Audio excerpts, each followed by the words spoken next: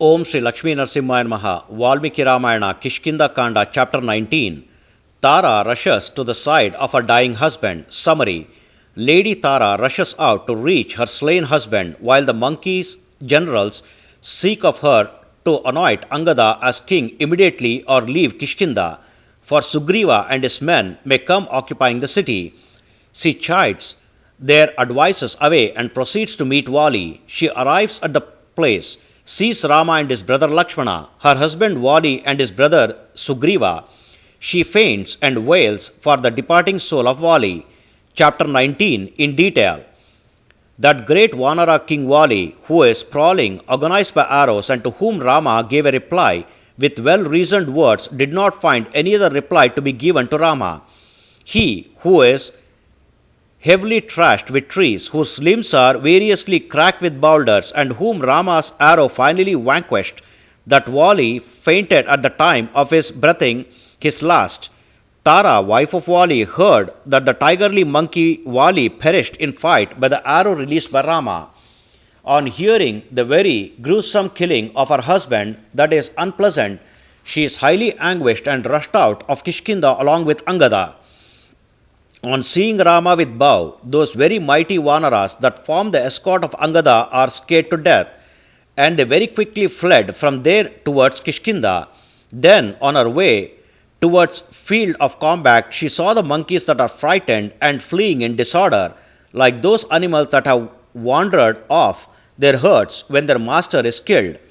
Nearing those monkeys that are already distressed at the fall of Vali, and that are highly frightened by Rama, that are fleeing as though Rama's arrow is still tracking them down, Tara spoke to all of them, distressed as she is.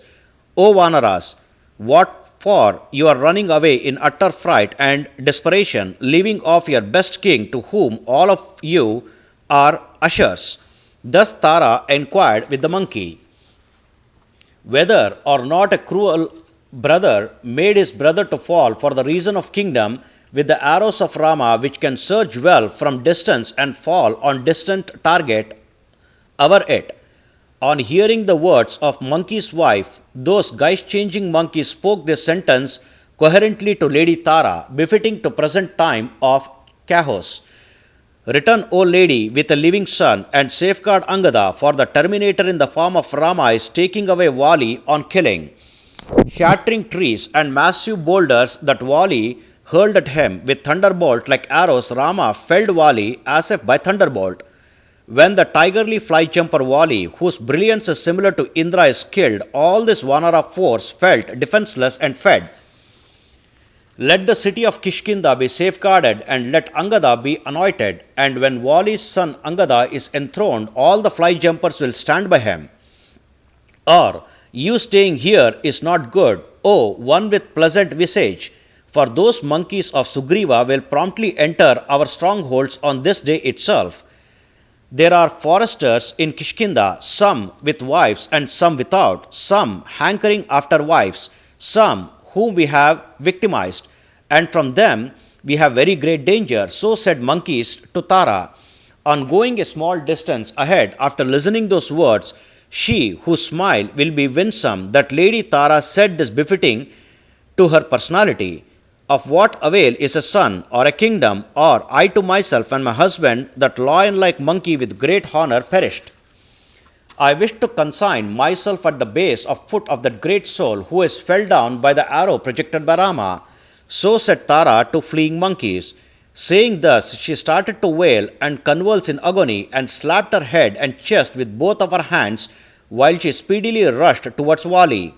While she is trudging, then she saw her husband, who is a destroyer of archdemons like Mayavi and Dundubi, and who never retreated in combats, but now fallen down on ground. She saw Vali, who is a flinger of loftiest mountains, as with Indra flinging his thunderbolt, who is a blaster as with great gusty winds, and who is a roarer as with a cluster of great black clouds. He who equals Indra in the invasion of enemies, a violent thunderer at the opponent's thunderers, a brave one felled by still brave one, and who is like a best animal killed by a tiger for that purpose of flesh, and quietened like black cloud at the end of downpour. At him she saw he who is like a sanctum, that is, hitherto worshipped by all people, that is, decorated with flags and demarcated with podia, but just ravished by an eagle for the sake of a snake, which sneaked into the sanctum. And Tara saw Satyavali plumped on the ground. She saw Rama standing and abutting on his very powerful bow, and his younger brother Lakshmana, even at the younger brother of her husband, namely Sugreeva. Going past them, she reached her husband, who is routed in combat, and observing him closely, she indeed fell down on the earth, and she is distraught and dumbfolded. On getting up, as though reawakened from sleep, she saw her husband bound fast by the strings of death, and then she wailed, addressed him as, O noble man's son. On observing her, who is wailing like a female osprey, and even on looking at Angada, who arrived there, a miserable remorse came upon Sugreeva. Thus, this is the 19th chapter in Kishkinda Kanda of Valmiki Ramayana, the first epic poem of India. Sri Moola Rama Vijayate. Om Sri Krishnarpanamastu.